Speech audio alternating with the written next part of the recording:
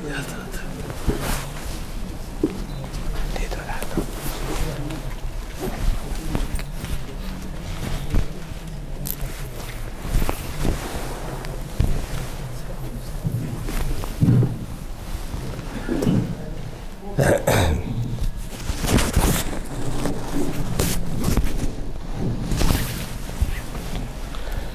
اللہ الرحمن الرحیم نحمده ونصلی ونسلم علی رسوله النبی الامی الحبیب الرؤوف الرحیم الکریم وعلی آلہ واصحابہ وازواجہ وذریاتہ واہل بیتہ اجمعین اما بعد فاعوذ باللہ من الشیطان الرجیم بسم اللہ الرحمن الرحیم ان الذین آمنوا والذین ہاجروا وجاہدوا فی سبیل اللہ اولئک یرجون رحمت اللہ واللہ غفور الرحیم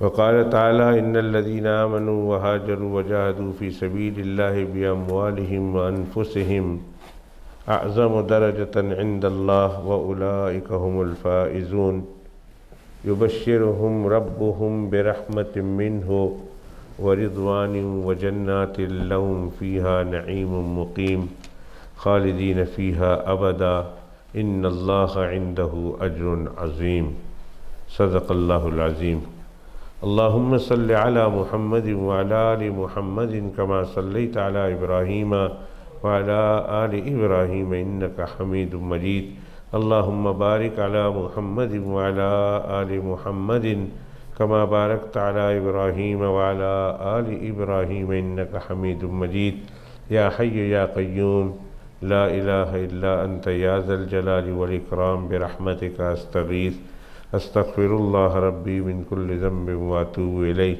استغفر اللہ ربی من کل ذنب واتوب الیہ استغفر اللہ ربی من کل ذنب واتوب الیہ۔ میرے انتہائی واجب الاحترام بزرگوں، بھائیوں، دوستوں اور پیارے ساتھیوں، السلام علیکم ورحمۃ اللہ وبرکاتہ۔ گزشتہ سے پیوستہ جمعۃ المبارک کے موقع پر اللہ سبحانہ و تعالیٰ کی عطا کردہ توفیق سے آپ حضرات کی خدمت میں یہ مضمون پیش کر رہا تھا کہ سیدنا حضرت عثمان غنی رضی اللہ تعالیٰ عنہ کو جناب رسول اللہ صلی اللہ علیہ وسلم سے خونی کتنی رشتہ داریاں ہیں، اور ان سب سے بڑھ کر حضرت سیدنا عثمان غنی رضی اللہ تعالیٰ عنہ کو ایمانی نسبت بھی، ایمانی تعلق بھی جناب رسول اللہ صلی اللہ علیہ وسلم سے ہے۔ اور ایمانی رشتے اور خونی رشتے، ان دونوں رشتوں میں ایمانی رشتہ خونی رشتے کے مقابلے میں زیادہ اہم ہے۔ اگر دونوں رشتے قائم ہیں کسی انسان کو تو بہت اچھی بات ہے، اس کی شرافت، اس کی فضیلت دوسرے کے مقابلے میں اعلیٰ ہے، اولیٰ ہے۔ اور اگر کسی انسان کو صرف ایک نسبت حاصل ہے کہ خونی رشتہ داریاں ہیں لیکن وہ ایمان سے محروم ہے، تو اس سے بہتر وہ انسان ہے کہ جس کا ایمانی رشتہ تو ہے اگرچہ خونی رشتہ نہیں۔ اور اس پر میں بہت تفصیل کے ساتھ بتلا چکا ہوں کہ ابو جہل ہے، ابو لہب ہے، عتبہ ہے، اور دیگر ابو طالب ہیں، خواجہ ابو طالب، اور خواجہ ابو طالب کا بیٹا طالب ہے۔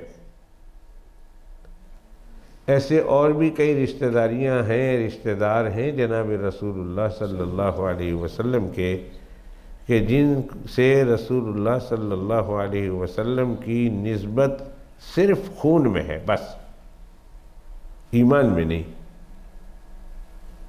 اب ظاہر ہے کہ یہ ایمانی نسبت کے نہ ہونے کی وجہ سے آخرت میں یہ خونی رشتہ انہیں اللہ کی پکڑ سے، اللہ کے عذاب سے نہیں بچا سکے گا۔ ابھی کل پرسوں کا ڈیلی میل آپ لوگوں نے یہاں پڑھا ہوگا، مجھے اس کی اطلاع کل کو جہاں میں تھا وہاں مجھے ملی اورلانڈو میں، امریکہ میں، کہ ڈیلی میل نے ایک کالم چھاپا ہے، اور اس سے پہلے بھی یہ کالم چھاپا گیا، غالباً میرے پرانے کاغذوں میں مجھے مل جائے گا۔ وہ یہ ہے کہ جہانی کوئین کو، کوئین ایلزابتھ کو رسول اللہ صلی اللہ علیہ وسلم سے خونی رشتہ داری حاصل ہے، یہ انہوں نے کلیم کیا، اور انہوں نے ایک شجرہ لکھا، انہوں نے اپنے دعوے میں یہ شجرہ لکھا کہ واقعتاً کوئین ایلزابتھ جو ہماری اس ملک کی 70 سالہ کوئین رہی ہے، رسول اللہ صلی اللہ علیہ وسلم سے خونی رشتہ دار ہے، اور وہ ڈسینڈنٹ ہے۔ اور پھر اس کو یہاں سے لے گئے، اسپین لے گئے، اور اسپین سے اس کو پرانے اسپین کے بادشاہوں سے رشتہ داری ملا کر انہوں نے پورا سجے رسب رسول اللہ صلی اللہ علیہ وسلم تک گنوایا ہے۔ کتنی صداقت ہے یہ تو اللہ ہی جانتا ہے، تحقیق کریں گے تو بعد میں پتہ چلے گا۔ لیکن اگر یہ رشتہ داری صحیح نکل بھی آئے تو ہم کہتے ہیں یہ رشتہ داری تو بہت بات کی ہے، 1400 سال کے بعد پرانی رشتہ داری نکلی ہے۔ اللہ کے پیغمبر علیہ السلام کی حیات طیبہ میں ان کے چچا ابو لہب ہیں، ان کے چچا ابو طالب ہے، ابو جہل ہے، چچا زاد بھائی ہے، عتبہ ہے ابو لہب کا بیٹا، اور طالب ہے ابو طالب کا بیٹا، یہ ایمان نہیں لائے۔ جب ایمان نہیں لائے تو اب قیامت کے دن اللہ کے پکڑ سے، اللہ کے عذاب سے ان کو دنیا کی کوئی طاقت چھوڑا نہیں سکتی۔ یا ایھا الناس، اللہ تمام کائنات کے انسانوں سے مخاطب ہے، یا ایھا الناس۔ قرآن شریف کا ایک عجیب و غریب طرز ہے، طرز خطاب ہے۔ کبھی تو قرآن شریف ایمان والوں سے خطاب کرتا ہے یا ایھا الذین آمنوا کہہ کر، اور قرآن مجید میں مورلیس تقریباً 92 جگہ پر اللہ تعالیٰ نے ایمان والوں سے براہ راست خطاب کیا، 92 ٹائمز۔ یا ایھا الذین آمنوا، یا ایھا الذین آمنوا، یا ایھا الذین آمنوا 22 بار تعلیم بھی دی اللہ کے پیغمبر، اللہ کے پاک کلام سے مسلمانوں کو جو ایمان لائے ہیں ان کو تعلیمات بھی دی، بلکہ بعض جگہوں پر اللہ سبحانہ و تعالیٰ نے یا ایھا الذین آمنوا کہہ کر ایمان والوں کو رسول اللہ صلی اللہ علیہ وسلم کا ادب بھی سکھایا۔ پہلا سپارہ ہے، یا ایھا الذین آمنوا لا تقولوا راعنا وقولوا انظرنا واسمعوا وللکافرین عذاب علیم۔ اے ایمان والو، جب تمہیں رسول اللہ صلی اللہ علیہ وسلم سے خطاب کرنی ہے تو ہم کہتے ہیں نا لیسن پلیز، ہماری حال پر نظر کیجئے، ذرا گزارش ہے ہماری سن لیجئے، ذرا ہمیں دیکھ لیجئے۔ تو راعنا، تو عربی زبان میں راعنا کے معنی ہماری رعایت کیجئے، وہی معنی ہوا کہ ہماری بات سن لیجئے، ہماری جو ہے ضرورت کو پورا کر دیجئے، ہماری رعایت کیجئے۔ تو فرمایا اے ایمان والو لا تقولوا راعنا، اپنے پیغمبر سے جب مخاطب ہو تو راعنا مت کہو، وقولوا انظرنا، بلکہ یہ کہو کہ اے پیغمبر علیہ السلام ہماری طرف نظر کرم کیجیے، انظرنا۔ راعنا کا بھی تقریباً وہی مطلب ہے اور انظرنا کا بھی وہی تقریباً مطلب ہے۔ راعنا ہماری رعایت کیجئے، انظرنا ہمیں سن لیجئے، ہمیں دیکھ لیجئے۔ لیکن یہودی جب اللہ کے پیغمبر علیہ السلام کو مخاطب کرتے تھے تو راعنا کے بجائے ذرا دبا کے کہتے تھے راعینا، راعنا کے بجائے رے الف اور عین اور نون ہے، راعنا، عین کے نیچے زیر ہے، نون الف ہے۔ لیکن جب یہودی اللہ کے پیغمبر علیہ السلام کو خطاب کرتے تھے تو مسلمان بھی کہتے تھے راعنا راعنا راعنا یا رسول اللہ، تو وہ بھی کہتے تھے راعینا یا رسول اللہ، یہودی بھی ایسے کہتے تھے، پر عین اور نون کے بیچ میں یہ لگا دیتے تھے، اور اس کا مقصد یہ ہوتا تھا کہ راعینا کا مطلب ہے اے ہمارے چرواہے سن،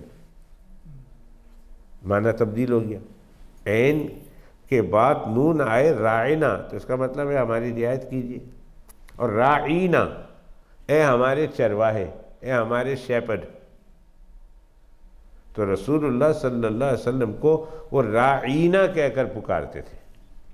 تو اللہ نے فرمایا کہ اے مسلمانوں، تمہاری وجہ سے وہ جو ہے رسول اللہ صلی اللہ علیہ وسلم کے اس جملے کے ساتھ ان کی گستاخی کر رہے ہیں، اس لیے میں تمہیں حکم دیتا ہوں کہ راعینا راعینا آئندہ نہیں کہنا بلکہ کہنا انظرنا، تاکہ وہ لوگ تمہارے بول کی آڑ میں رسول اللہ صلی اللہ علیہ وسلم کی گستاخی نہ کر دیں۔ سمجھ بات آئی؟ تو اب اللہ ادب سکھا رہے ہیں۔ پہلا سپارہ 26واں سپارہ، یا ایھا الذین آمنوا لا تقدموا بین یدی اللہ ورسولہ، اللہ کے رسول سے آگے مت بڑھو، یہ بھی اللہ نے اپنے حبیب کا ادب سکھایا۔ یا ایھا الذین آمنوا لا ترفعوا اصواتکم، اے ایمان والو اپنی آواز کو پیغمبر کی آواز سے اونچی مت کرو۔ تو کبھی اللہ تعالیٰ براہ راست ایمان والوں سے اپنے احکام کو بیان کرتے ہیں، جیسے کتب علیکم الصیام، اے ایمان والو میں نے تمہارے اوپر روزہ فرض کر دیا، تو یہاں بھی یا ایھا الذین آمنوا ہی ہے۔ کبھی اللہ فرماتے ہیں اے ایمان والو تم میرے رستے میں خرچ کرو، یہ بھی اللہ کا حکم ہے براہ راست ایمان والوں کو۔ کبھی اللہ نے فرمایا اے ایمان والو جب تم آپس میں لین دین کرو تو لکھ لیا کرو، یہ بھی اللہ کا حکم ہے۔ اور کبھی اللہ تعالیٰ ایمان والوں سے مخاطب ہوتے ہوئے یہ کہتے ہیں ایمان والو میرے پیغمبر کی گستاخی مت کرو، گستاخی سے بچو، ان کا ادب کرو، احترام کرو، ان کی آواز سے اونچی آواز مت کرو۔ اور اللہ تعالیٰ مختلف مواقع پر مختلف انداز سے مسلمانوں کو اپنے پیغامات پہنچاتے رہتے ہیں، مسلمانوں کو یا ایھا الذین۔ اور کبھی قرآن مجید میں اللہ تعالیٰ نے کافروں سے براہ راست خطاب کیا، کافروں سے کبھی کہا قل یا ایھا الکافرون، اے کافروں، تو کافرون ایھا الکافرون کس کو کہا؟ اللہ نے کافروں کو کہ اے کافروں سنو۔ اور کبھی کبھی قرآن مجید میں اللہ تعالیٰ جنرل اعلان کرتے ہیں جس میں مسلمان اور کافر سب برابر کے شریک ہیں، اور اللہ فرماتے ہیں یا ایھا الناس، اے لوگوں سنو۔ اس میں مسلمان تم بھی سنو، اس میں کافر ہو تم بھی سنو، اس میں تم یہودی ہو تم بھی سنو، اس میں تم عیسائی ہو تو تم بھی سنو، اس میں تم بدھسٹ ہو تو تم بھی سنو، اور اے کل جہاں کے لوگوں، جو اس دور کے لوگ ہیں پورے جہاں میں، وہ سنیں۔ اور ایک قیامت تک کے آنے والے انسان ہیں، جب تک یہ قرآن شریف موجود ہے اور پڑھا جاتا رہے گا، سنا جاتا رہے گا، اس دور کے انسانوں تم بھی سنو۔ تو یا ایھا الناس کہہ کر اللہ تعالیٰ خطاب کر رہے ہیں۔ ایک موقع پر اللہ فرماتے ہیں قل یا ایھا الناس انی رسول اللہ الیکم جمیعا، اے کائنات کے لوگوں سنو کہ بے شک میں تم سب کے لیے اللہ کا رسول بنا کر بھیجا گیا۔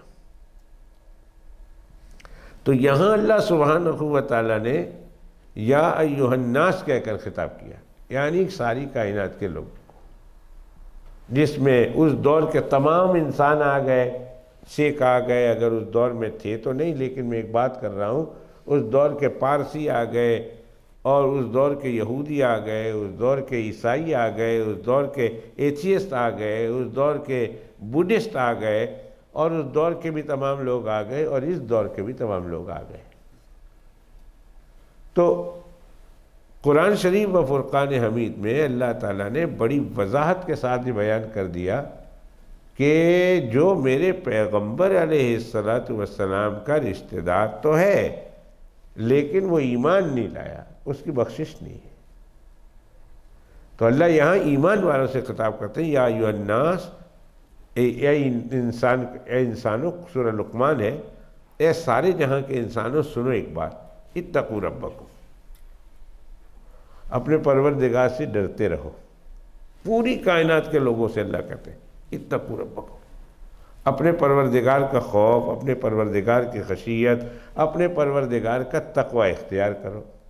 وخشوا، اور ڈرو اس دن سے، لا یجزی والد عن ولدہ، کوئی باپ اپنے بیٹے کے بارے میں بدلہ نہیں اٹھائے گا۔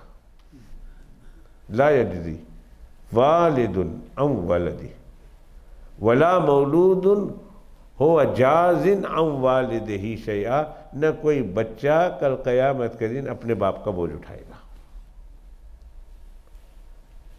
اب ایمان باپ لایا ہے تو اس کا مطلب یہ نہیں کہ بیٹے کو اس کے ایمان کا فائدہ ہوگا، اور بیٹا اگر ایمان لایا ہے تو اس کا یہ مطلب نہیں کہ اس کے بیٹے سے ایمان سے باپ کو فائدہ ہوگا یا باپ کے ایمان سے بیٹے کو فائدہ ہوگا، نہیں، ایمان سب کا اپنا اپنا۔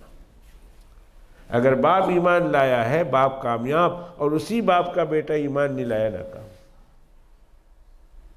اگر بیوی ایمان لائی ہے اور شوہر ایمان نہیں لایا، بیوی کامیاب شوہر ناکام۔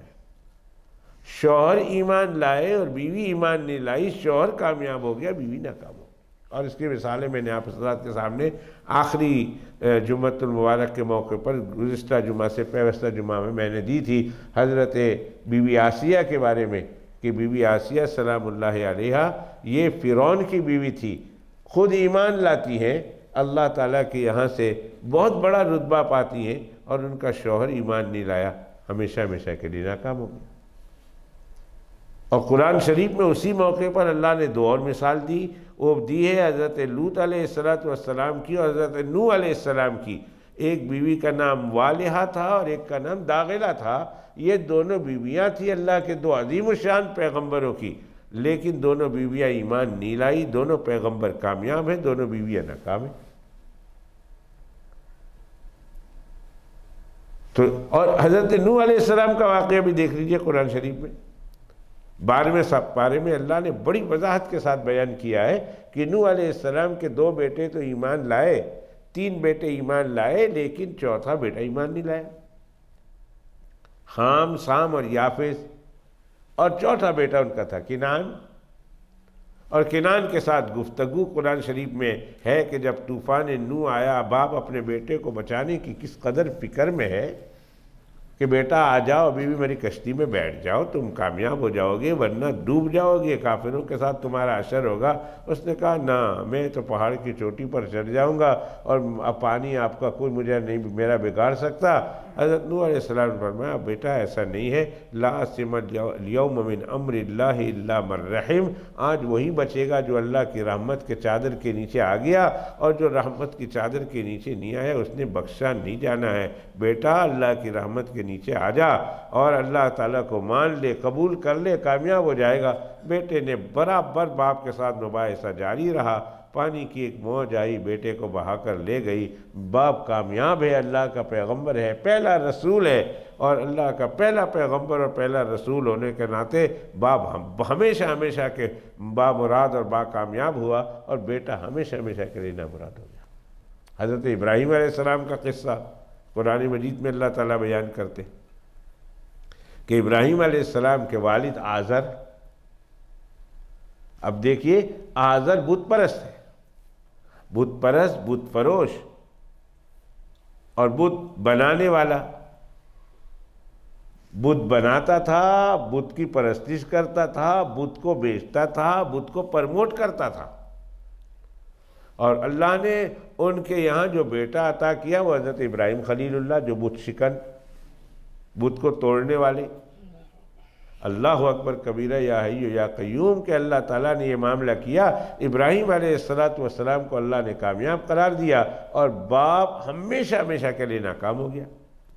حدیث شریف میں آیا رب لا تخزنی یوم تبعثون، یوم لا ینفع مال ولا بنون الا من اتى اللہ بقلب سلیم۔ ابراہیم علیہ السلام اللہ سے دعا کر رہے ہیں اپنی حیات میں، اے اللہ کل قیامت کے دن میدان محشر لگے گا، ایک طرف میرا باپ ہوگا، ایک طرف میں ہوں گا، اور میں آپ کا عظیم الشان پیغمبر ہوں، لیکن میرے سامنے میرا باپ ہوگا، وہ جہنم میں ڈال دیا جائے گا، وہ رسوا کیا جائے گا، کہیں اس کی وجہ سے میری بے عزتی نہ ہو۔ اللہ قیامت کے دن مجھے بے عزتی سے بچا لینا، لا تخزنی یوم یبعثون، قیامت کے دن مجھے بے عزت نہ کرنا میرے باپ کی وجہ سے۔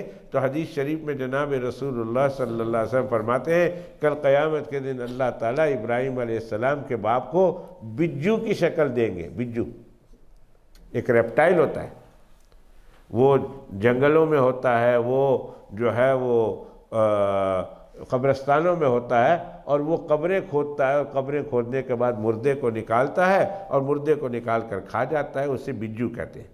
تو بجو کی شکل میں اللہ ابراہیم علیہ السلام کی باپ کو تبدیل کر کے میدان محشر میں لائیں گے، اور ابراہیم علیہ السلام اس کو لات مار کر جہنم میں گرا دیں گے، کہیں گے ابا آج وہی بخشا جائے گا جو اس کے ایمان ہوگا۔ تو یہ ایمان اگر رشتہ داری ہے اور اس کے ساتھ ایمان ہے، ظاہر ہے کہ اس کو دو رتبے حاصل ہیں جو صرف ایمان والوں کو حاصل نہیں ہے۔ ایک آدمی ایمان والا بھی ہے، اور ایک آدمی دیندار بھی ہے، اور ایک آدمی پلس اسے نسبت ہے جناب رسول اللہ صلی اللہ علیہ وسلم سے۔ اس کے مقابلے میں ایک شخص ہے جو ایمان والا ہے، دیندار ہے، پر نسبت نہیں ہے رسول اللہ صلی اللہ علیہ وسلم سے، تو ظاہر ہے کہ اس نسبت والے کا درجہ بغیر نسبت والے کے بلند و بالا ہوگا، اونچا ہی ہوگا، اس لیے کہ اسے نسبت ہے، اور دیندار بھی ہے اور ایمان والا بھی ہے۔ لیکن ایک آدمی صرف ایمان والا ہے اور دیندار ہے، نسبت نہیں جناب رسول اللہ صلی اللہ علیہ وسلم سے، جبکہ دوسری طرف دوسرا آدمی جسے رشتہ داری تو ہے لیکن ایمان نہیں ہے۔ تو قیامت کے دن یہ رشتہ داری کام نہیں آئے گی، اور اس کو اللہ سبحانہ وتعالیٰ کے عذاب سے، اللہ کی پکڑ سے، جہنم سے نہیں بچا سکتی ہے۔ یہ کان کھول کے سن لیں، قرآن مجید میں اللہ تعالیٰ نے یہ واقعات اسی لیے بیان کیے۔ ابراہیم علیہ السلام کا واقعہ بیان کر کے بتایا کہ باپ بیٹے کی کیا نسبت ہے، باپ اور بیٹے میں کتنے قریبی خونی رشتہ داری ہے۔ باپ کافر ہے اور بیٹا مسلمان ہے، اور مسلمان بھی عام مسلمان نہیں، خلیل اللہ ہے، اللہ کا دوست ہے۔ اللہ نے اس کی نسل سے ہزاروں پیغمبر بھیجے ہیں، ہزاروں پیغمبر، اور انہی کی نسل سے جناب رسول اللہ صلی اللہ علیہ وسلم بھی جیسے عظیم الشان پیغمبر ہے، حضرت موسیٰ، حضرت عیسیٰ علیہ السلام بھی انہی کے نسل سے ہیں، لیکن اللہ سبحانہ وتعالیٰ پر وہ ایمان نہیں لائے۔ اب ان کا بیٹا اتنے عظیم الشان پیغمبروں کا باپ ہے اور خود بھی پیغمبر ہے، لیکن وہ اپنے باپ کو اللہ کے عذاب سے نہیں بچا سکتا، قرآن شریف میں۔ اور پہلا رسول نبی تو حضرت آدم علیہ السلام سے شروع ہے، حضرت شیس علیہ السلام بھی نبی ہے، حضرت ادریس علیہ السلام بھی نبی ہیں، لیکن پہلے رسول جو اللہ نے زمین والوں کی طرف بھیجا ہے، پہلے رسول حضرت نوح علیہ السلام ہے۔ حضرت نوح علیہ السلام پہلے رسول، اول رسول، اور ان کا بیٹا کنان ایمان نہیں لایا۔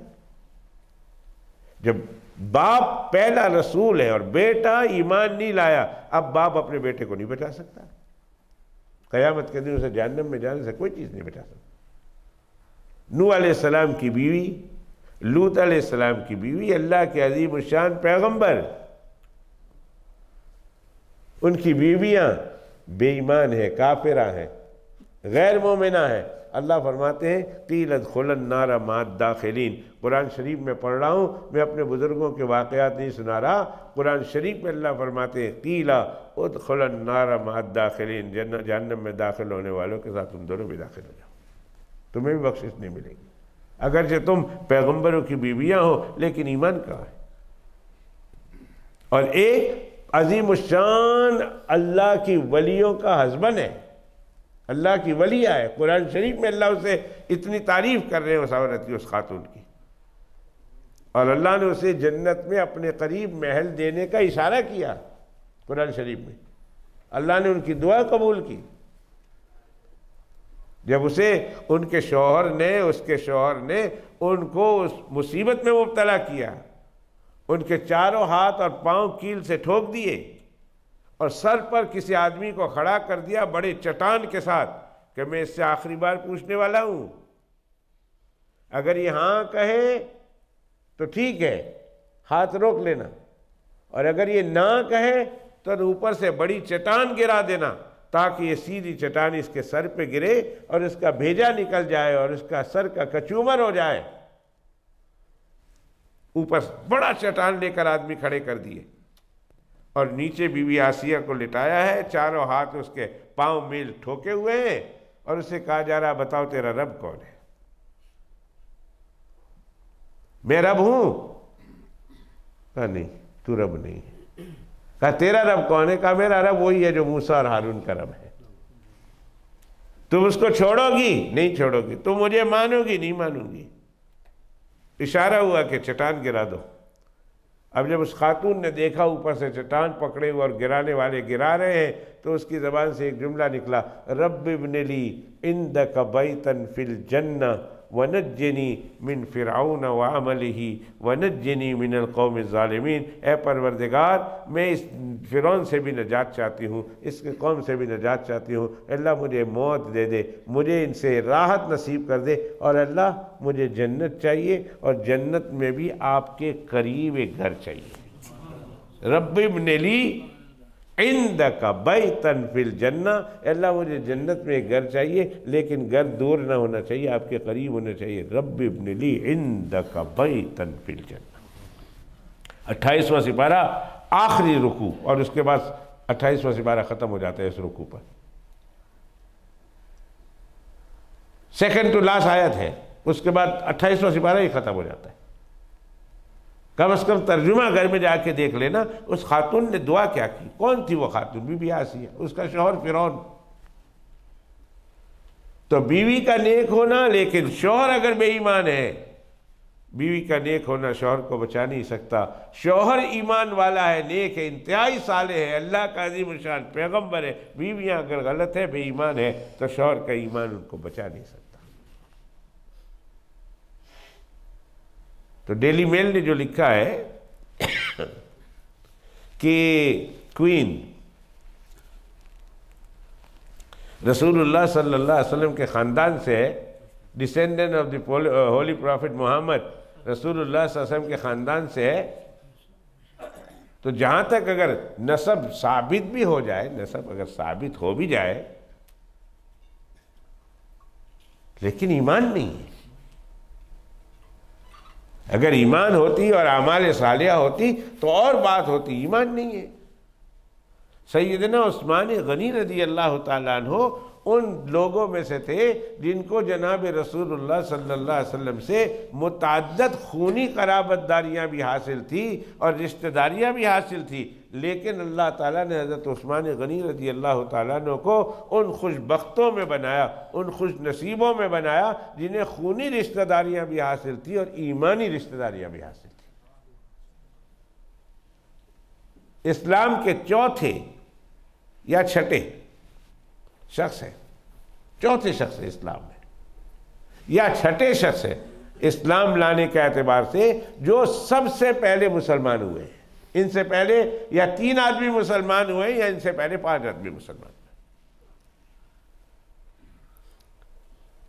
اور اللہ کے پیغمبر علیہ السلام سے انہوں نے ایک مرتبہ جنت کی بشارت اور خوشخبری حاصل کی. اللہ کے پیغمبر علیہ السلام نے ایک دفعہ ان کو براہ راست جنت کی بشارت دی کہ عثمان جنتی ہے. ایک دفعہ اللہ کے پیغمبر علیہ السلام چندہ کر رہے تھے، غزوہ تبوک کا موقع ہے، بہت دور جانا ہے اور گرمی سخت زیادہ ہے اور لوگوں کے کھیت پکے ہوئے. میرے آقا علیہ السلام کے عادت شریفہ یہ تھی اور لڑائی کی ٹیکٹک اس کے بعد یہ بن گئی ہے کہ جہاں جانا ہوتا اللہ کے پیغمبر اسلام اس جگہ جانے کا تذکرہ نہیں کرتے، وہ دوسری طرف بتاتے کہ ہم لوگ پناہ طرف جاتے ہیں. جانا ہوتا ایسٹ کی طرف بتاتے ویسٹ کی طرف، جانا ہوتا ساؤتھ کی طرف بتاتے نارتھ کی طرف، تاکہ وہ لوگ اول تو پریپیئر نہ ہوں کہ گمسان کی لڑائی ہو اور دونوں طرف کا کافی جانی نقصان ہو، ایک تو یہ نہ ہو، اور دوسرا یہ کہ ہم اچانک ان پر حملہ کر دیں۔ یہ لڑائی کی ایک ٹیکنیک میں سے ایک ٹیکنیک ہے، اور اسی سے فرمایا الحرب خدعہ، لڑائی اسی طرح چلتی ہے۔ لیکن غزوہ تبوک کے موقع پر چونکہ جانا تھا سعودی عرب کے بارڈر پر، 900 کلومیٹر دور ہے، اور وہاں سے رومن ایمپائر کی سرحد شروع ہوتی ہے اور ان کی حکومت شروع ہوتی ہے، اور ان لوگوں نے ہزاروں نہیں لاکھوں لشکر تیار کیے تھے مسلمانوں پر حملہ کرنے کے لیے۔ اور میرے آقا علیہ الصلوۃ والسلام کو پتہ چلا کہ جو ہے یہ رومن ایمپائر اور رومی بادشاہ مدینہ منورہ پر حملہ کر کے مسلمانوں کا صفایا چٹ کرنا چاہتا ہے، اور 3 لاکھ سے زیادہ فوج اس نے تیار کر لی ہے، اور مدینہ منورہ پر حملہ آور ہونا چاہتا ہے، اور اپنے سرحد پہ آ پہنچا ہے۔ اللہ کے پیغمبر علیہ الصلوۃ والسلام نے اس کے جواب میں فوراً اعلان کیا کہ ہم بھی سرحد کی طرف نکلتے ہیں، ہم بھی تمہاری طرف آتے ہیں۔ یہ پہلا موقع ہے کہ اللہ کے پیغمبر علیہ السلام نے اعلان کیا، اعلان جنگ کیا کہ ہم لڑائی میں تمہاری طرف آ رہے ہیں، اور جگہ بھی ڈکلیئر کر دی کہ ہم تمہاری طرف آ رہے ہیں۔ حال یہ ہے کہ مسلمانوں کے پاس پیسے نہیں، ابھی تو کھیت پکے ہوئے ہیں، ابھی تو کھیت کٹیں گے، کٹنے کے بعد بکیں گے، بکنے کے بعد پیسے آئیں گے، ابھی مسلمانوں پر حالت عسرت ہے، تنگی ہے۔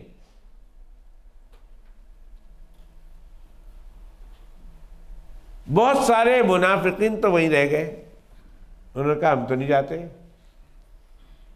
لیکن مسلمان تیار ہو گئے، انہوں نے کہا ہم جائیں گے۔ 50,000 مسلمانوں نے اپنا نام پیش کر دیا کہ ہم بھی چلیں گے، مگر اللہ کے پیغمبر علیہ الصلوۃ والسلام ہمارے پاس کچھ ہے نہیں، تیاری آپ نے کرانی ہے، ہماری جان ہے، ہم اپنی جان کو لے کر آپ کے ساتھ چلنے کے لیے تیار ہیں، نہ ہمارے پاس تلوار ہے، نہ ہمارے پاس اونٹ ہے، نہ ہمارے پاس زرہ ہے، نہ ہمارے پاس کوئی ایمیونیشن ہے کہ جس کو لے کر ہم چلیں۔ ہاں ہماری اپنی جان ہے، ہم اپنی جانوں کا ہتھیار ہاتھ پر لے کر، ہتھیلی پر لے کر آپ کے ساتھ نکلنے کے لیے تیار ہیں، جس کے بعد جو ہے ہم وہ اسی کو لے کر نکلتے ہیں۔ اگر قبول فرما لے تو بہت اچھا ہے، اور اگر قبول نہیں ہوئی تو ہماری طرح نہیں تھے کہ چلو جی جان بچ گئی، ہم بچ گئے، ہم نے تو اپنا نام پیش کر دیا اور ہم بچ گئے۔ وہ روتے ہوئے، قرآن شریف میں ہے روتے ہوئے، وَأَعْيُنُهُمْ تَفِيضُ مِنَ الدَّمْعِ حَزَنًا أَلَّا يَجِدُوا مَا يُنْفِقُونَ۔ اللہ اکبر، وہ رو رہے ہیں۔ جب ان کو اللہ کے پیغمبر علیہ السلام نے واپس کیا کہ نہیں بھائی جاؤ جاؤ جاؤ، ہم تمہیں نہیں لے جا سکتے، اس لیے کہ ہمارے پاس سامان نہیں ہے، نہ اونٹ ہے ہمارے پاس کہ جس میں تم سوار کر سکو، نہ تلوار ہے، نہ کوئی اور ہتھیار ہے، صرف ہم تمہیں وہاں لے جا کے کیا کریں گے؟ ہجوم تو کرنا ہے نہیں، لڑنا ہے، اپنے آدمیوں کو کھونا تو ہے نہیں، لڑنا ہے، لڑائی باقاعدہ لڑنی ہے، اور تمہارے پاس کچھ بھی نہیں ہے تو تم تو خزانے پر بوجھ بنو گے، لہذا تم نہیں آ سکتے۔ اور ان کو کہا تم بھی جاؤ، تم بھی جاؤ، تم بھی جاؤ، تو روتے ہوئے اپنے گھروں کو واپس گئے۔ قرآن شریف ہے، 10واں پارہ ہے، وَأَعْيُنُهُمْ تَفِيضُ مِنَ الدَّمْعِ حَزَنًا، ان کی آنکھیں آنسو بہا رہی تھی غم کی وجہ سے کہ اللہ یجدوا ما ينفقون، کہ ان کے پاس خرچ کرنے کے لیے پیسے نہیں ہیں، سامان نہیں ہے۔ ایسے موقع پر اللہ کے پیغمبر علیہ الصلوۃ والسلام نے اعلان کیا، بھائیو ہم نے بہت دور جانا ہے، بہت دور جانا ہے، لاؤ بھائی چندہ لاؤ، چندہ لاؤ۔ ضرورت کے موقع پر چندہ مانگنا نہ صرف جائز ہے بلکہ سنت نبوی ہے، یاد رکھیے۔ اب جب ہم اعلان کرتے ہیں، اس وقت پاکستان میں جو سیلاب آیا ہے، KPK سے لے کر بلوچستان سے لے کر جنوبی پنجاب سے لے کر کراچی سے لے کر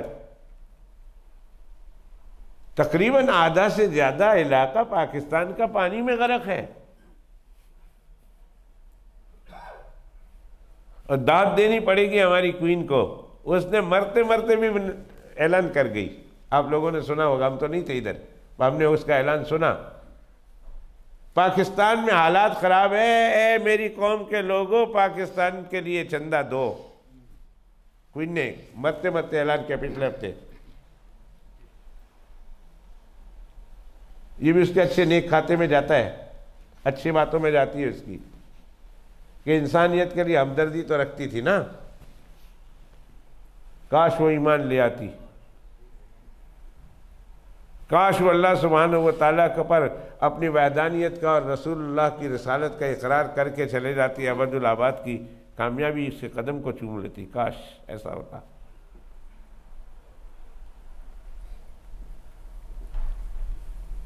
چلو وہ نہ صحیح, اللہ اس کے بیٹے سے ہی کام لے لے. آمین بول دو. اللہ اس کے بیٹے کو ہدایت دے دے. بڑا پڑھا لکھا انسان ہے, بڑا پڑھا لکھا. انگلینڈ کے نہیں, پورے یورپ کے, پوری دنیا کے one of the think tank جسے ہم کہتے ہیں, ان میں سے ایک ہے چارلز. اب تو کنگ چارلز ہو گیا نا. Queen has been dead, long live king. اسی وقت نعرہ تبدیل ہو گیا. پہلے تو کہتے تھے نا لانگ لیو کوئین. جیسے ہی وہ فوت ہوئی ہے, آج جہانی ہوئی ہے, فوراً نعرہ بدل گیا. نے کہا queen has been dead, long live queen king. بڑے اس کے لیکچرر ہیں. اسلام پر اس کا زبردست مطالعہ ہے, زبردست مطالعہ. اور اسلام کا بڑا, اسلام کی خوبیوں کا بڑا معترف ہے شہزادہ چارلز. جی ہاں, کبھی اس کی بات سناؤں گا. اب شہزادہ نہیں, اب تو کنگ چارلز ہو گیا نا. کبھی سناؤں گا اس کی بات کہ کیا کیا باتیں وہ کہتا رہا ہے اسلام کی خوبیوں کے بارے میں. اور ایک بات سن لیجئے درمیان میں کہتا چلوں کہ شہزادہ چارلز کے یا کنگ بادشاہ شاہ چارلز کے کہنے سے اسلام میں خوبیاں آئی نہیں, واقعتاً اسلام خوبیوں کا مرکز تھا. اس کے کہنے سے اسلام میں خوبی نہیں آئی. اسلام تو پہلے ہی خوبیوں کا مرکز تھا. ہاں یہ بات ضرور ہے کہ اسلام کو اپنے قول سے پھیلانے کے بجائے, اپنی باتوں سے منوانے کے بجائے, اسلام کو عملی جامہ پہنانے کی ضرورت ہے, جس سے آج کا مسلمان بالکل غافل ہے. اسلام کو عملی نمونے کی ضرورت ہے.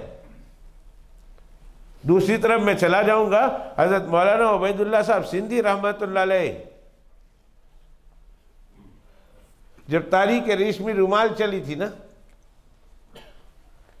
انگریز کی حکومت تھی اپنے ہندوستان میں, اور جب اس کے ظلم و ستم حد سے زیادہ بڑھ گئے, ہمارے بزرگوں نے پھر یہ ارادہ کیا کہ اب اس قوم سے حکومت کو حاصل کرنا ہے, چھیننا ہے, اور آزادی لے لی ہے. تو اس کے لیے باقاعدہ ایک تحریک چلی 1857 کی جنگ سے,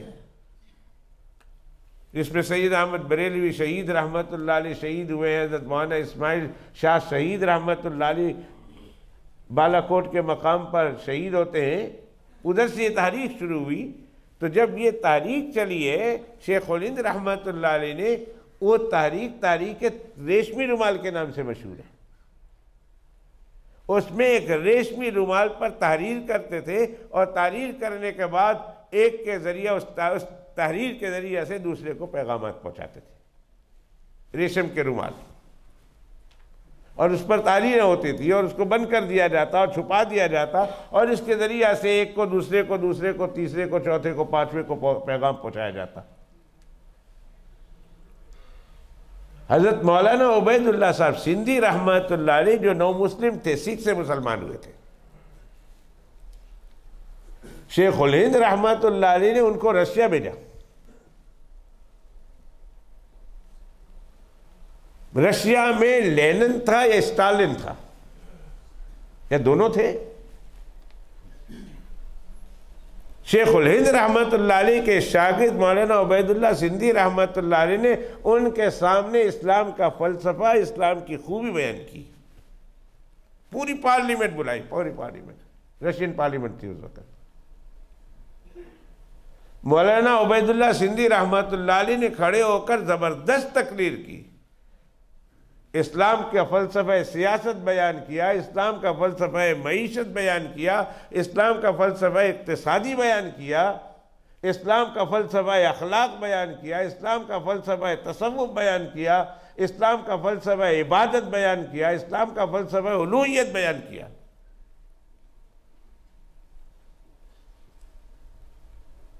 الوہیت اور عبادت پر کمزور دیا، اور اس دم چونکہ کافروں کے ساتھ خطاب کر رہے تھے، معیشت پر اور اقتصادیات پر اور اخلاقیات پر زیادہ بیان کیا. جب پورا بیان سنا سارے پارلیمنٹ نے، رشیا کی پارلیمنٹ نے سارا بیان سنا، تو اس نے لینن نے، اسٹالن نے کہا تھا، مولانا آپ نے بیان کیا ہے اسلام کے بارے میں، ہمیں اسلام کی خوبیوں کا پتہ چلا، لیکن یہ بتاؤ کہ یہ فلسفہ اسلام صرف بطور فلسفہ کے پڑھنے پڑھانے کی چیز ہے یا عمل کرنے کی بھی چیز ہے؟ اگر عمل کرنے کی چیز ہے تو پوری دنیا میں کوئی ایسا ایک ملک بتاؤ جہاں اسلام کا یہ فلسفہ چلتا ہو. کہ صرف پڑھنے کی چیز ہے. بیان کی حد تک تو ٹھیک ہے کہ اسلام کا فلسفہ، اسلام کی خوبی آپ نے بیان کر لی، لیکن کیا یہ پریکٹیکل بھی ہے کہ نہیں؟ اور اگر پریکٹیکل ہے تو پوری دنیا میں اتنے اسلامی ممالک ہیں، ان اسلامی ممالک میں کون سا ایسا ملک ہے جہاں اسلام کا قانون اور اسلام کا یہ فلسفہ جاری ہے؟ ہم بھی کسی کو دعوت دیتے ہیں اسلام کی. ابھی پچھلے ہفتے ہم مسجد عثمان ابن عفان رضی اللہ تعالیٰ عنہ میں تھے، امریکہ میں، نیو یارک میں. تو جمعہ کے بعد ایک شخص مسلمان ہوئے جس کا نام تھا نووا بولتا تھا اپنے آپ کو. ہم نے بتایا کہ اس کو تو اصل نوح ہے، حضرت نوح علیہ السلام سے نسبت سے وہاں انگریزوں میں اس کو نووا بول دیتے ہیں، اور یہ نوح ہے، اس کا نام ہی نوح رکھا گیا. مسلمان ہوتے ہیں، اس کو پوچھو اسلام کیوں لائے ہو، تو جواب کیا ملتا ہے؟ کتابیں میں نے پڑھی ہے، قرآن شریف میں نے پڑھا ہے، محمد الرسول اللہ کی تاریخ میں نے پڑھی ہے، اسلام کا فلسفہ معیشت دیکھا، اسلام کا فلسفہ محبت دیکھا. تو اسلام کے فلسفے کو پڑھ کر، اسلام کے فلسفے کو سن کر میں مسلمان ہوا ہوں. کاش کوئی ایک آدمی ایسا بھی مسلمان ہوتا تو جو یہ کہتا کہ میں مسلمانوں کے عمل کو دیکھ کر مسلمان ہوا. مسلمانوں کے عمل کو دیکھ کر مسلمان ہونے والے ہاتھ پر گنے جا سکتے ہیں اگر ہیں تو، کہ میں مسلمانوں کے اخلاق دیکھ کر مسلمان ہوا. اس دور کے مسلمانوں کی بات کر رہا ہوں. مسلمانوں کے اچھے کیریکٹر دیکھ کر مسلمان ہوا، مسلمانوں کے اچھے اخلاق دیکھ کر مسلمان ہوا، مسلمانوں کی اچھی معیشت کو دیکھ کر مسلمان ہوا. چند گنے چنے لوگ ہوں گے، اگر ہوں گے تو. زیادہ تر مسلمان ہو رہے ہیں تو قرآن شریف پڑھ کر، حدیث پاک پڑھ کر، اسلام کا فلسفہ پڑھ کر مسلمان ہو رہے ہیں.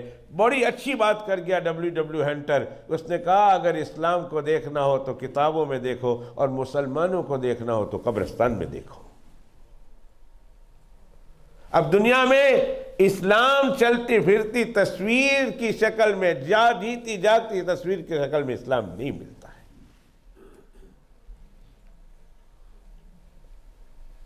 اگر اسلام اتنا اچھا مذہب ہوتا تو یہ پوچھتے ہیں، یہ ہم سے پوچھتے ہیں، اگر اسلام واقعتاً اتنا اچھا مسلک ہے جس کی تم ہمیں دعوت دیتے ہو تو تم کیوں اسلام پر عمل نہیں کرتے؟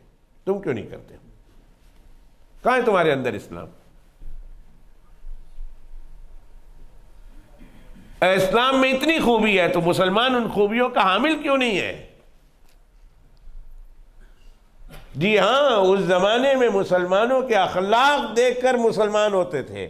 وہ دیکھتے تھے کہ مسلمانوں کی زندگی میں یہ ساری چیزیں ہیں، ان کو تبلیغ کی ضرورت نہیں، ان کو کتاب پڑھنے کی ضرورت نہیں ہوتی. وہ مسلمانوں کے اخلاق کو دیکھ کر، جیتے جاگتے مسلمانوں کو دیکھ کر مسلمان ہو جایا کرتے تھے. 90 لاکھ 99 لاکھ مسلمان جو بنائے نا، حضرت خواجہ خواجگان خواجہ معین الدین چشتی اجمیری رحمت اللہ علیہ نے نہ ڈنڈے کے زور پر ان کو مسلمان بنایا، نہ ان کو کوئی کتاب پڑھائی، نہ ان کے لیے کوئی کتاب لکھی، نہ ان کے لیے کوئی کسی طرح کا کوئی اس طرح نظام چلایا کھانے پینے کا، بلکہ حضرت خواجہ خواجگان خواجہ معین الدین چشتی اجمیری رحمت اللہ علیہ کو لوگوں نے دیکھ کر ان کے اخلاق کو دیکھ کر، ان کے ساری محبتوں کو دیکھ کر اسلام کو قبول کیا ہے۔ آج انڈونیشیا اور ملیشیا اور چائنا کا وہ حصہ، ایک بہت بڑا حصہ جو پاکستان سے بھی بڑا ہے، مسلمان ہے، اور اس کو 1100 1200 1300 1350 سال گزر گئے ہیں۔ اسلام کی اکثریت ہے ان علاقوں میں، کہیں تو 95% ہے، کہیں 90% ہے، کہیں 85% ہے مسلمان، 1200 1300 سال سے چلے آئے ہیں۔ نہ ان کو ڈنڈے کے زور پر کسی نے مسلمان بنایا، نہ ان کو پیسے کے لالچ پر کسی نے مسلمان بنایا، نہ ان کو کتابیں لکھ کر کسی نے مسلمان بنایا، بلکہ انہوں نے مسلمانوں کے اخلاق کو دیکھ کر انہوں نے اسلام قبول کیا، اور آج تک الحمدللہ مسلمان چلے آ رہے ہیں۔ آج اسلام کو کتابوں سے سمجھانے کی ضرورت نہیں، اسلام کو عملی نمونے کی ضرورت ہے۔ مسلمان اپنے عمل سے سمجھائے دنیا والوں کو کہ اسلام اس کا نام ہے۔ آج اسلام کو عملی نمونے کی ضرورت ہے، کتاب کی ضرورت نہیں۔ واقعی اگر حقیقت میں 100%، 1000%، 1,00,000% یہ بات کہی جا سکتی ہے کہ واقعتاً اسلام میں رتی برابر بھی کہیں کوئی کسی کونے میں رتی برابر بھی کوئی نقص نہیں ہے، اتنا بھی رکھنا نہیں ہے، اتنا بھی نقص نہیں ہے۔ اسلام کی سفید چادر پہ ایک نقطہ کالا داغ بھی نہیں ہے، لیکن مسلمان فَإِنَّا لِلَّهِ وَإِنَّا إِلَيْهِ رَاجِعُونَ وَلَا حَوْلَ وَلَا قُوَّةَ إِلَّا بِاللَّهِ۔ کل قیامت کے دن اگر اللہ کے سامنے اگر ہم پیش کر دیے گئے اور کہا تمہارے کرتوتوں کی وجہ سے یہ غیر مسلم اسلام کی طرف نہیں آ رہے تھے، تم نے ایسے کرتوت کیوں اپنائے ہیں، اللہ کو کیا جواب دیں گے؟ کیا جواب دیں گے؟ اسلام تو بہت اچھی خوبیوں کا مالک تھا، اسلام میں تو سراسر خوبیاں تھی، تمہاری وجہ سے نہیں آئے، وہ تمہیں دیکھ کر سمجھتے رہے اسلام یہ ہے۔ اگر اسلام یہ ہے تو پھر ہم کافر کیوں ہیں؟ ہم ان میں اور ہم میں فرق کیا ہے؟ خیر بات دور چلی جائے گی۔ میں یہ کہہ رہا تھا کہ رسول اللہ صلی اللہ علیہ وآلہ وآلہ وسلم کی سنت ہے، اسلام کو مسلمانوں کو جب ضرورت پڑے تو اللہ کے پیغمبر علیہ السلام لوگوں کے سامنے چادر پھیلا کر رکھ دیا کرتے تھے کہ لوگوں چندہ دو، لوگوں چندہ دو، لوگوں چندہ دو، آج تمہارے اس بھائی کو ضرورت ہے، آج تمہارے اس بھائی کو ضرورت ہے، آج تمہارے اس بھائی کو ضرورت ہے، آج مسلمانوں کو ضرورت ہے، آج اسلام کو اس کی ضرورت ہے۔ صرف جائز نہیں، سنت نبوی ہے چندہ مانگنا ضرورت کے موقع پر۔ جمعہ ہو رہا، مجھے ایک واقعہ یاد آیا، جمعہ ہو رہا، اللہ کے پیغمبر علیہ السلام کے سامنے جمعے کی اذان دے دی گئی، اور اللہ کے پیغمبر علیہ السلام جمعہ کا خطبہ دینے کے لیے کھڑے ہو گئے، خطبہ شروع کر دیا، خطبہ جاری ہے۔ ایک شخص تشریف لائے، اللہ اور آ کر چپکے سے بیٹھ گئے۔ ایک مسئلہ بتاتا چلوں، دوران خطبہ نہ سلام کی اجازت ہے، نہ کلام کی اجازت ہے، نہ ذکر اللہ کی اجازت ہے، بلکہ علماء احناف کے یہاں تو جو امام صاحب جو دعا مانگتے ہیں نا دوسرے خطبے میں، اس میں آمین بھی زور سے کہنے کی اجازت نہیں ہے۔ یہاں عرب حضرات ہیں، وہ آمین کہتے ہیں، ہم لوگ اس کی دیکھا دیکھے ہم لوگ بھی آمین شروع کر دیتے ہیں۔ کئی بار اس سے پہلے یہ مسئلہ بتایا گیا ہے، اذا خرج الامام فلا صلاة ولا کلام، جب امام نکل آئے خطبہ دینے کے لیے کھڑا ہو جائے تو پھر نہ کوئی نماز ہے، نہ کوئی ذکر اللہ ہے، نہ کوئی قرآن شریف کی تلاوت ہے، نہ کوئی دعا ہے۔ جو کرتے ہیں جن کا مسئلہ ہے کہ کرنے دیں، آپ خاموش رہیں۔ اور عجیب بات دیکھی، جہاں نہیں ہے وہاں اسی اچھی دب کے آمین آکھنے ہاں، تو جتھے آمین ہے اتھے اوپر بتیاں گنتے، اتھے دیوار پڑھتے ہیں، اتھے ایک دوسرے کا منہ دیکھتے ہیں۔ جہاں آمین بولنی ہے دعا نماز کے بعد وہاں آمین نہیں ہے، اور جہاں آمین ہے وہاں آمین نہیں کہتے۔ یہ امت اعتدال سے ہٹ گئی۔ وَكَذَلِكَ جَعَلْنَاكُمْ أُمَّةً وَسَطًا، اللہ تعالیٰ نے تمہیں امت معتدل بنایا تھا، افراط و تفریط سے پاک امت بتائی تھی۔ امت اعتدال سے ہٹ گئی، جو صحیح رستہ تھا ہٹ گئی، یا تو فار رائٹ میں گئے یا فار لیفٹ میں گئے۔ مفکر اسلام حضرت مولانا ابو الحسن علی ندوی رحمۃ اللہ علیہ بڑا مشہور جملہ فرمایا کرتے تھے، امت اعتدال سے ہٹ گئی ہے، اب یہ امت اعتدال پر اس وقت تک نہیں آئے گی جب تک کہ دوبارہ حضرت امام مہدی نہیں آ جاتے۔ امام مہدی اس امت کو دوبارہ اعتدال پر لائیں گے۔ امت اعتدال سے ہٹ گئی۔ جہاں تک رہ سکتے ہو رہو نا اعتدال پر۔ مسئلہ ہے آج کا نہیں، 1200 سال کا مسئلہ ہے، 1100 سال کا مسئلہ ہے۔ یہ کل پرسوں یہ دیوبندی بریلوی کا مسئلہ نہیں، یہ اہل حدیث کا اور سنیوں کا اور حنفیوں کا مسئلہ نہیں، یہ کتاب کا مسئلہ ہے 1200 سال کا، یہ آج کل کا نکلا ہوا نہیں ہے۔ وہ صاحب تشریف لائے اور بیٹھ گئے، جب تشریف لے گا کر بیٹھ گئے، اللہ کے پیغمبر علیہ السلام نے ان کو دیکھا تو خطبہ روکا اور کہا، بھائی تم نے 2 رکعت نماز پڑھی؟ اصلیتا رکعتین، تم نے 2 رکعت پڑھی؟ اس نے کہا لا، نہیں پڑھی۔ قال قم فرقا، کھڑے رہو، 2 رکعت نماز پڑھو۔ 2 رکعت نماز پڑھوائی اللہ کے پیغمبر علیہ السلام نے، اور اتنی دیر تک اللہ کے پیغمبر علیہ السلام خطبہ رو کے کھڑے رہے، خطبہ روک دیا، کھڑے رہے۔ جب اس نے سارے لوگ حیران ہیں کہ کس کی وجہ سے اللہ کے پیغمبر علیہ السلام نے خطبہ روک دیا، اس سے کلام کر رہے ہیں، خطبہ کے دوران بات چیت کر رہے ہیں، اسے 2 رکعت نماز پڑھوا رہے ہیں، کبھی ایسا نہیں ہوا۔ اور جب نماز پڑھ لی پھر اللہ کے پیغمبر علیہ السلام جہاں سے خطبہ روکا ہوا تھا آگے چل پڑے۔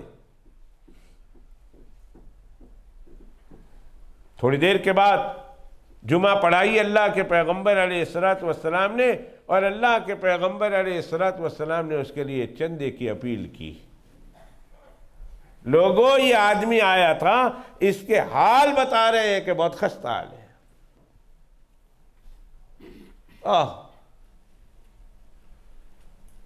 اس کے پاس شاید کھانے پینے کا نہیں، پہننے اوڑھنے کا نہیں ہے، پہننے کا نہیں ہے، اپنے بیوی بچے ہوں گے اس کے، وہ اپنے بیوی بچوں کی ضرورتیں کیسے پوری کر رہا ہوگا؟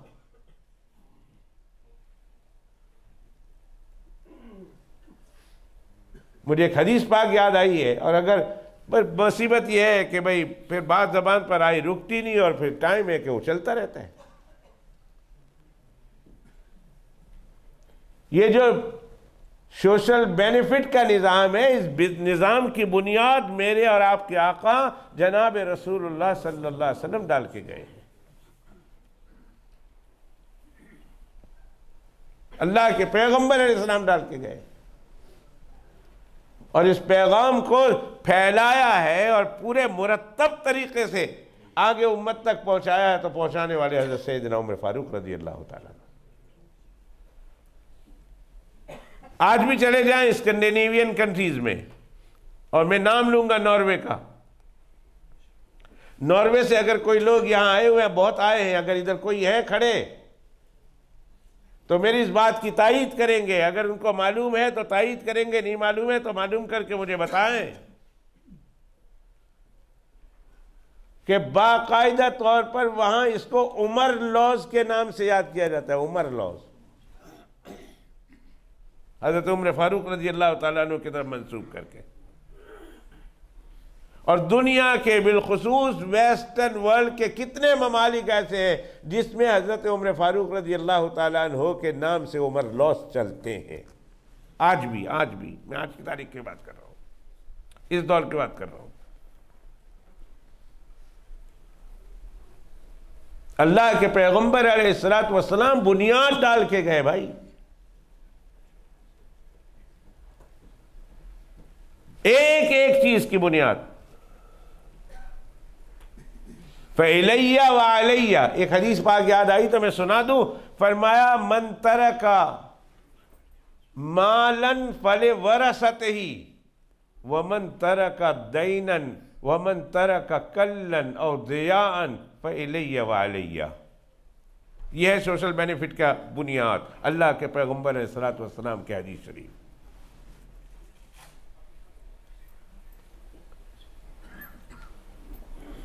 جنازہ لایا جاتا، اللہ کے پیغمبر علیہ السلام پوچھتے اس کے اوپر کوئی قرضہ ہے؟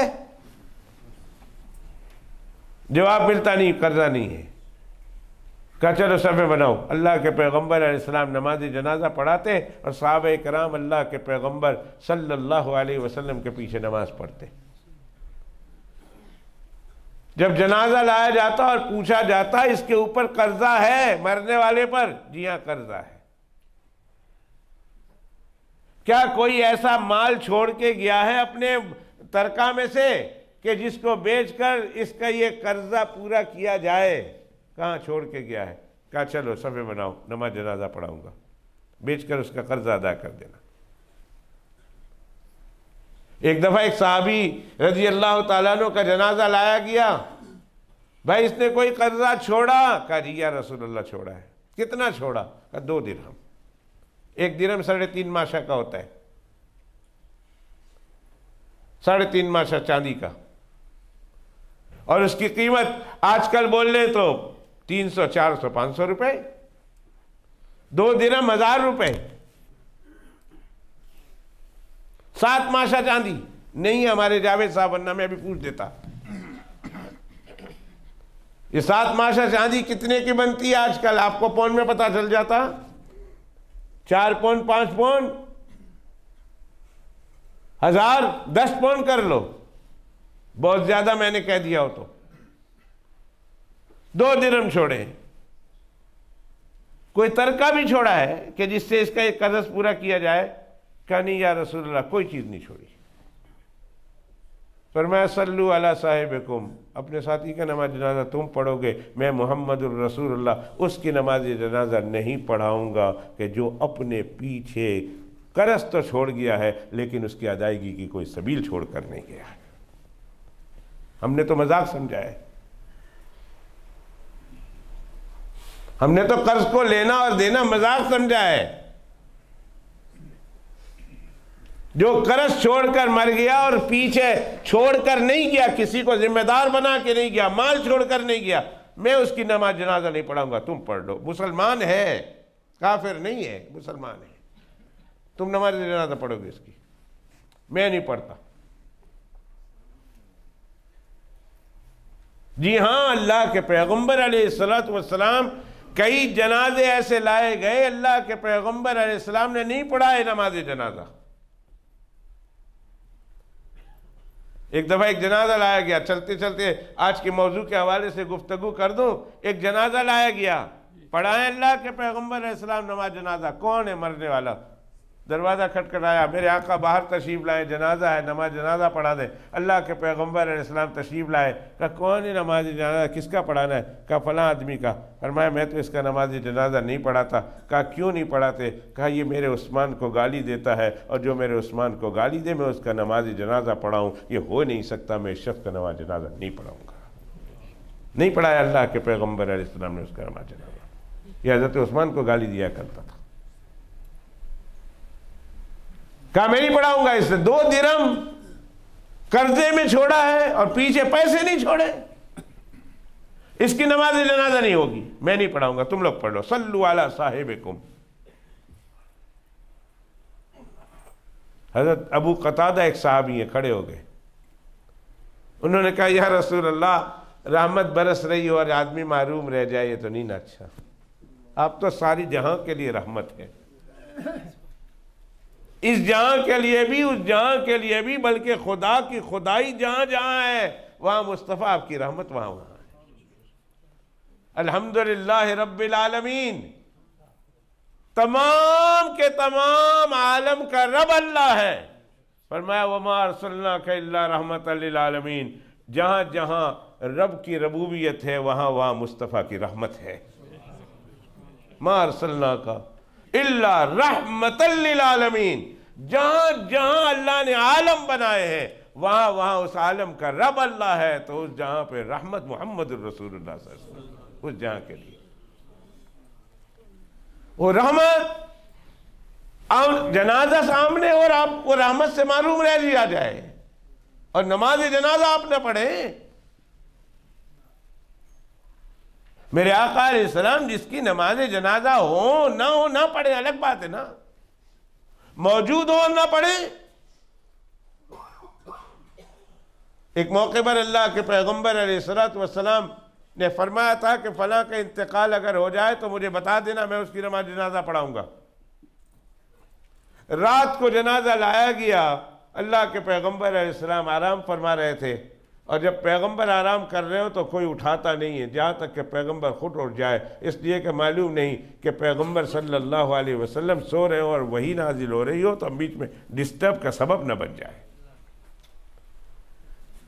راتوں رات انہوں نے نماز جنازہ پڑھی اور دفن کر دیا اللہ کے پیغمبر علیہ السلام کو بتائے بغیر۔ صبح دیر ہو جائے گی۔ وہ فارسی کا شعر ہے، مولانا جلال الدین رومی رحمت اللہ علیہ کی فارسی سنا رہا ہوں، اور میں تن ہم داغ داغ شد پمبا کجا کجا مینہم،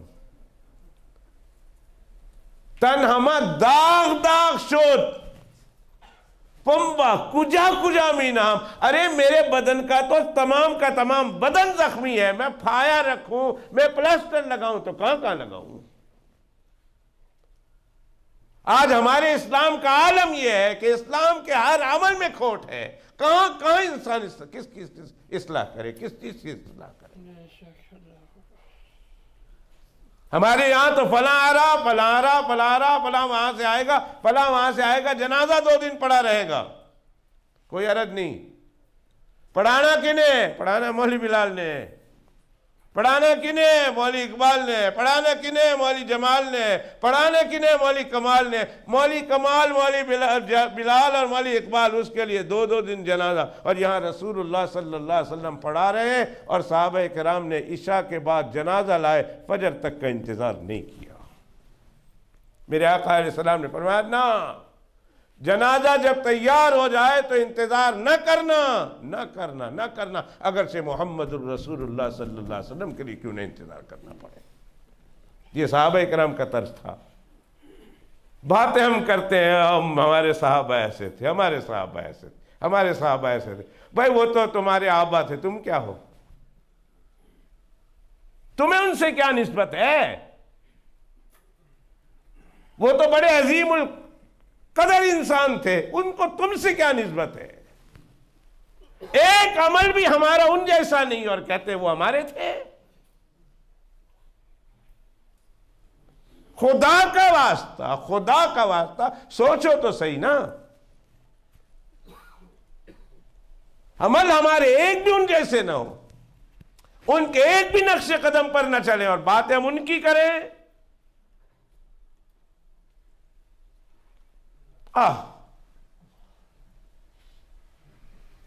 راتوں رات دفن کر دیا۔ اللہ کے پیغمبر علیہ السلام کو جگایا نہیں۔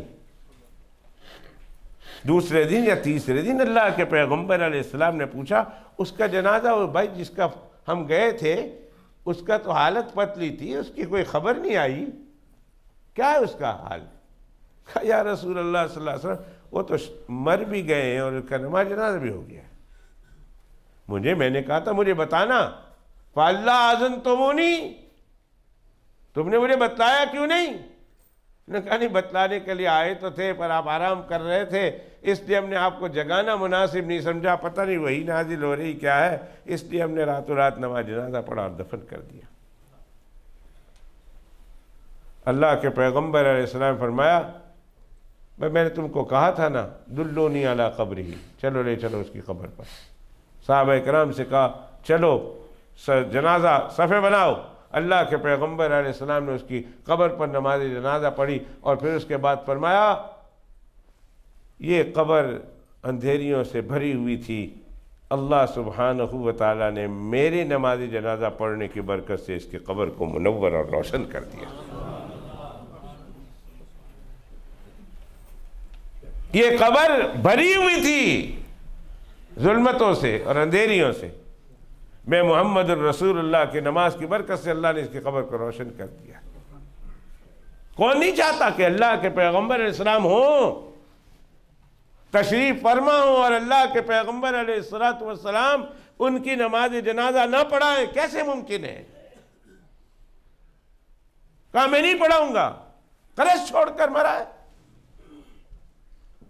چاہے 2 درہم چھوڑ کر مرا، پر قرض تو چھوڑا، اور کوئی بندوبست بھی نہیں کیا، کسی کو بتا کے بھی نہیں کیا، پیچھے کوئی ترکہ بھی نہیں چھوڑ کے گیا کہ جس کو بیچ کر اس کا قرضہ پورا کیا جائے۔